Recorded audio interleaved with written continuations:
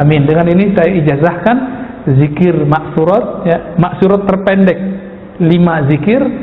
Orang yang baca ini, yang terakhir ini, subhanallah, ini tidak akan miskin seumur hidupnya. Tapi berzikirlah ini bukan karena takut miskin, tapi karena ingin mendekat kepada yang maha kaya, Allah subhanahu wa ta'ala. Dari online. Baik. Wah, canggih amat antum pakai online. Baik, ini ada berapa waktu lagi? 5, 10? Baik, ini ada pertanyaan ya. Pak Lukman Hakim, Pak Ustadz, syukran materinya. Bagaimana realisasi ibadah mahdhah? Ibadah mahdhah itu ibadah murni dengan ghairu mahdhah, ibadah yang tidak murni. Contohnya ngaji. Ngaji ini kan ghairu mahdhah. Apalagi kita kerja niatnya menafkahi keluarga, itu ibadah, Pak. Itu ibadah juga. Disebut ibadah ghairu mahdhah, ibadah yang tidak murni. Apa yang kita harus lakukan dalam merealisasikan ibadah mahdhah dan ghairu mahdhah, ya? Di mana kebanyakan kami adalah orang awam. Jadi beliau lagi bertanya tentang cara menerapkannya.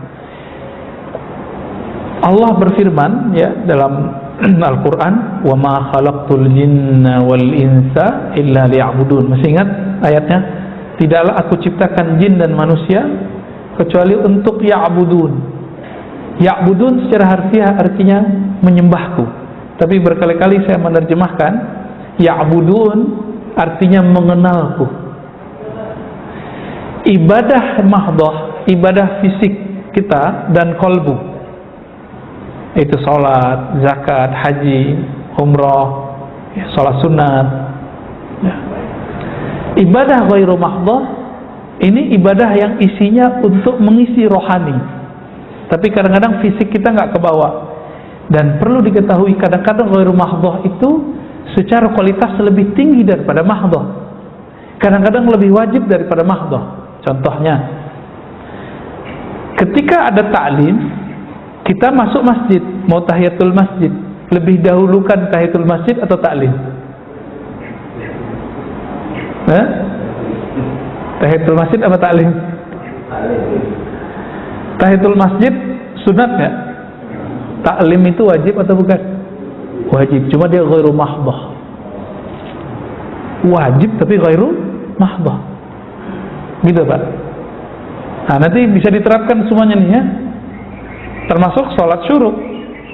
Tapi antum terserah ya, kita nggak paksa. Kalau mau sholat silakan, cuma kalau ngikutin ilmunya, kajian masih berjalan lalu syuruk masuk, nah, tinggal pilih yang sunat atau yang wajib, gitu. Itu nggak masalah ya. Terus apa saja yang kita niatkan untuk Allah, untuk membantu hamba-hamba Allah, keluarga kita kan hamba Allah, maka itu ibadah ghairu mahdhah. Apalagi kalau bapak ini kerja, niatkan saya nanti mau zakat dari kerjaan ini. Udah Pak, itu dari awal berangkat sampai bulan besok dapat gaji, itu semua dihitung ibadah, ya, dihitung ibadah semua. Tapi ingat juga, ada ibadah mahdhah karena niatnya tidak benar, itu nggak dapat apa-apa. Saya sholat supaya disebut ahli ibadah, ya. Saya ngajar, baru mahdhah nih, saya ngajar supaya disebut orang alim, supaya disebut ustadz sunnah, ustadz aswajah, ya. Nah ini ibadah ghair mahdhah, ataupun mahdhah nggak dapat apa-apa saya. Paling-paling dapat honor, pulang-pulang cuma dapat honor, nggak dapat pahala saya. Nah, inilah kejadian guru-guru di madrasah, kiai-kiai di pesantren. Kalau mereka tidak main kolbunya di sini, realisasi mahdhah ghair mahdhahnya tidak berhasil. Tujuan dia mengenal Allah tidak berhasil. Tadi coba diartikan, aku ciptakan jin manusia, tidaklah aku ciptakan mereka kecuali untuk mengenalku. Maka semua aktivitas mengenal Allah itu adalah wajib. Mau bentuknya ta'lim, mau bentuknya zikir, mau bentuknya sholat, Maka kita nggak perlu benturkan kalau ada teman kita tadi waktu masuk masjid dia sholat sunat dulu, padahal kita ta'lim, nggak masalah Pak, biarin. Kenapa? Mungkin dia menganggap itulah mengenal Allah, nggak ada masalah. Sama misalnya antum lagi taklim masuk syuruk, ada orang sholat sunat, berarti mungkin itu pemahamannya, itu tidak masalah juga. Tapi kalau ngikutin ilmu ma'rifatullah, mengenal Allah sesaat itu lebih afdal dari 1000 rakaat. Dalilnya mana? Ada dalam Sunan Ibnu Majah, ya. Dalam Sunan Ibnu Majah disebutkan 2 riwayat. Satu riwayat menyebutkan satu bab ilmu lebih utama daripada 100 rakaat. Di riwayat kedua lebih utama daripada 1000 rakaat. Satu 100, satu 1000. Ini cuma menunjukkan kualitas. Tergantung ilmunya ngarahin kemana nih? Ngarahin mengenal Allah atau mengenal selain Allah. Jika mengenal Allah, maka satu nafas yang kita tarik saat kita ngaji lebih afdol daripada 1000 nafas yang kita tarik waktu kita ibadah. Berarti ibadah ini 2. Ibadah fisik bernama ya kita sedekah, kita sholat. Ada ibadah ruh. Apa ibadah ruh? Ma'rifatullah, mengenal Allah Subhanahu wa taala. Nanti Pak, kalau Allah izinkan kita masuk surga, Bapak akan ingat kalam saya ini. Kalau kita masuk surga, amin. Yang kita rindukan nanti ketika masuk surga 2 aja. Saat zikir salat, yang paling dirindukan lagi saat kita ngaji ma'rifatullah. Saat-saat itu yang akan dikenang. Zikir salat, ma'rifatullah, mengenal Allah. Kita akan merindukan itu. Ya. Dan kita menyesal, ya Allah, kenapa dulu hidupku tidak dihabiskan untuk mengenang Engkau di dunia, untuk bermakrifat kepada Engkau, untuk sholat kepada Engkau di dunia. Jadi tolong Pak, besok kalau kerja berangkat zikir aja di jalan ya, radionya kecilin aja, selesain dulu wirid. Nih saya ijazahkan wiridannya. Pertama istighfar 100. Ini wirid para sahabat Nabi, kemudian dirumuskan oleh Imam Abdul Hasan Syadzili. Pertama apa? Istighfar 100, sambil jalan aja ya, lihat aja tuh jamnya, kira-kira kalau udah 3 menit selesai, 3 menit atau 5 menit selesai, 15 menit doang atau 20 menit. Yang kedua, la ilaha illallah, sama kan zikir-zikir lama juga kan.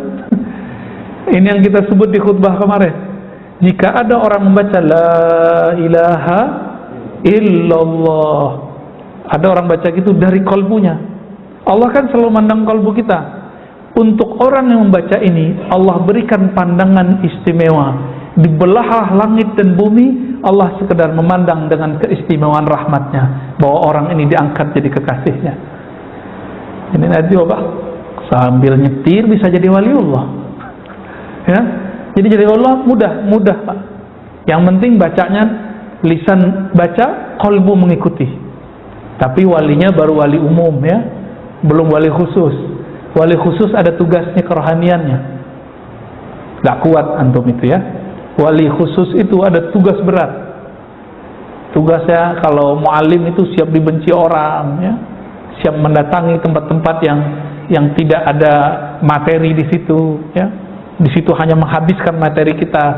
Ada Pak nanti orang-orang begitu tuh ada. Itulah Nabi. Nabi kan datang ke mana-mana itu pakai dananya, pakai dana sahabat. Habislah dana mereka untuk dakwah. Puncaknya jihad. Ini dakwah belum ada, udah jihad-jihad aja ya. Hayya alal jihad ya. Ke laut aja kalian tuh ya. Orang belum ngaji bab tentang apa itu ibadah dengan benar, mereka sudah buat hayya alal. Mana ada di kitab fikih, di kitab hadis hayya alal sholat diganti hayya alal jihad. Itu bid'ah itu Pak. Itu yang finnar kata Rasulullah itu. Ya. Man ahdatsa fi amrina hada ma laysa minhu fawarat. Yang membuat-buat hal-hal yang tidak dilakukan, yang tidak ada dasarnya dalam agama ini, tertolak. Kullu bid'atin dalalah wa kullu dalalatin finnar. Ya, hadis Tirmizi. Di Imam Muslimnya, iyyakum wa muhdatsatil umur. Jauh-jauh perkara baru. Apa itu? Kullu muhdatsatin bid'ah. Segala sesuatu yang baru yang tidak ada dalilnya bid'ah. Nah, ini bahaya ini. Semangat jihad tapi nggak pakai ilmu. Karena nggak punya makrifat jihad. Jadi jihad itu ada makrifatnya juga. Sehingga jelas kita berjuang untuk apa. Dengan cara apa? Kapan waktunya itu ada. Main buru-buru aja Imam Mahdi keluar ya. Belum Pak, tunggu dulu, Imam Mahdinya masih sembunyi. Ya, masih disembunyikan Allah. Sabar-sabarlah ya. Pertanyaan kedua, Nabi Muhammad kan maksum, tidak punya dosa. Dosa apa yang ditobatkan, yang beliau baca saat istighfar? Itu dosa yang disebut dalam hadis, innahu la yughanu ala qalbi. Hadis ini sahih ya. Sesungguhnya ada ghain yang menutupi kalbuku. Apa arti ghain? Nurun, cahaya yang menyilaukan kalbu Nabi. Fa'atubu ilallah wa astaghfiru ilaihi 70 marrah. Maka aku bertobat minta ampun kepada Allah 70 kali. Jadi Nabi dapat nur ilmu, nur dibukakan alam langit, alam bumi Pak kepada Nabi. Ketika Nabi melihat itu, Nabi istighfar. Kalau kita kan pengen ya, penasaran ya ngelihat alam lainnya. Bener. Penasaran nggak ngelihat surga? Nabi ngelihat surga, itu yang disebut ghaib. Nabi ketika dibukakan oleh Allah, tersingkaplah ini surga, ini neraka. Disebutkan dalam hadis Imam Tirmizi, Imam Bukhari. Ketika Nabi lagi mimpin sholat, tiba-tiba beliau maju ke depan dan tangannya kayak memetik sesuatu, tapi tiba-tiba beliau mundur, kayak ketakutan sesuatu. Ketika sholat beliau cerita, tahukah kalian kenapa aku maju dan ingin memetik sesuatu? Aku melihat ada pohon-pohon surga dan buah-buahannya. Tiba-tiba aku ingin memetiknya. Lagi sholat tuh. Coba kalau imam kita begitu kan, sholatnya nggak selesai-selesai Pak. Tiba-tiba dalam waktu sekejap berubah. Allah ganti, yang dilihat Nabi adalah neraka. Maka beliau mundur. Nah, Nabi memandang itu tersilaukan oleh akhirat. Ini yang disebut ghain. Maka Nabi minta ampun karena beliau sempat terobsesi ngambil buah-buahan surga. Itu aja Nabi istighfar ya. Kalau kita pengen surganya ya, maka istighfar kita masih jauh di bawah istighfarnya Nabi Sallallahu Alaihi Wasallam. Kira-kira begitu. Jadi Nabi tidak ada dosa fisik, udah nggak ada. Yang meyakini Nabi berdosa, dosa kecil, itu Syekh Ibnu Taimiyah. Maka dibantah, masuk penjara beliau di zaman hidupnya. Dalam kitabnya Majmu' Fatawa beliau mengatakan Nabi terpelihara dari dosa besar tapi tidak dosa kecil. Ini kekeliruan besar beliau, dikritik oleh para ulama. Pertanyaan terakhir, Ustadz, maaf tadi Ustadz mencontohkan kisah wanita yang hina ya, dan seekor anjing yang mendapatkan rahmat. Apakah kejadian yang akhir-akhir ini sedang viral, seorang artis yang mengenal ulama besar bisa masuk ke kategori ini? Kira-kira gimana Pak? Pertama, wallahu a'lam. Tapi kenapa Nabi menyampaikan hadis tadi? Karena itu akan terjadi setiap masa Pak. Setiap masa ada perempuan yang begitu nggak? Setiap masa ada ahli fikih yang ganas nggak? Ada. Tapi kalau dia main-main aman neraka, saya juga takut juga Pak. Ya, dia bilang apa tentang neraka? Biar gue masuk neraka gitu ya. Itu saya juga serem. Ya, kita berharap dia tobat lah. Kita juga tobat. Pintu tobat kan masih terbuka. Ya, masih terbuka. Ya, jangan deh ngomong-ngomong begitu, bahaya. Ya. Kenapa? Kata Nabi, al-bala muwaqqalun bil kalam. Bala, bencana, azab itu kadang-kadang diturunkan asbab kalam. Ini kita kasih pesan aja dia ya. Dia kan orangnya dermawati itu, dermawan ya, kok ngasih ya mirip-mirip itulah. Cuma kok ngomong begini nih, bisa rontok lagi amalannya nih. Ya, kita nggak boleh memandang rendah Pak, siapapun nggak boleh. Saya minta ampun kepada Allah jika saya memandang rendah siapapun, baik yang sefaham, tidak sefaham, yang taat ataupun maksiat. Ini yang kita sebut hijab. Jadi hijab itu dibagi dua Pak. Allah itu menguji kita dengan dua jebakan. Satu, jebakan taat, disebut hijab cahaya. Yang kedua, jebakan maksiat, disebut dengan hijab kegelapan. Kalau orang terjebak dengan taatnya, dia akan merasa suci. Saya merasa lebih suci ini dari orang. Sama, orang terhijab dengan nasabnya bisa merasa nasabnya menjamin hidupnya. Hati-hati juga nih para habaib, hati-hati juga. Walaupun antum itu keturunan Rasulullah, nanti yang akan memutuskan Sayyidah Fatimah. Sayyidah Fatimah kan dapat laporan nanti siapa cucu-cucunya yang mengikuti ajaran Nabi. Yang nggak diikutin dipecat pak kehabibannya. Tapi karena kita nggak tahu, kita serah saja kepada Allah. Maka jika ada habaib yang aneh-aneh, kita diam aja pak. Kita serahkan kepada yang ahlinya. Sudah ada yang ngurus. Ya, dulu waktu saya ketemu dengan seorang kawan saya Habib, dia bilang, udah Ar-Razi yang habaib urusan kita Alawiyah. Ya sudah, semenjak saat itu saya nggak mau ngerecokin masalah para zuriat Nabi Sallallahu Alaihi Wasallam. Mau Syiah mereka, mau ekstrim, kita nggak mau urus. Itu sudah ada yang ngurus. Jadi bapak ibu tolong jangan nyinyir kepada zuriat Nabi. Ya, kenapa? Kan mereka punya nasab. Nasab Nabi ini jaminannya langsung dari Rasulullah Sallallahu Alaihi Wasallam. Kullu nasabin in qata'a ila nasabi. Semua nasab terputus kecuali nasabku. Itu jaminan dari Nabi. Paling kita 4 buyut ke atas.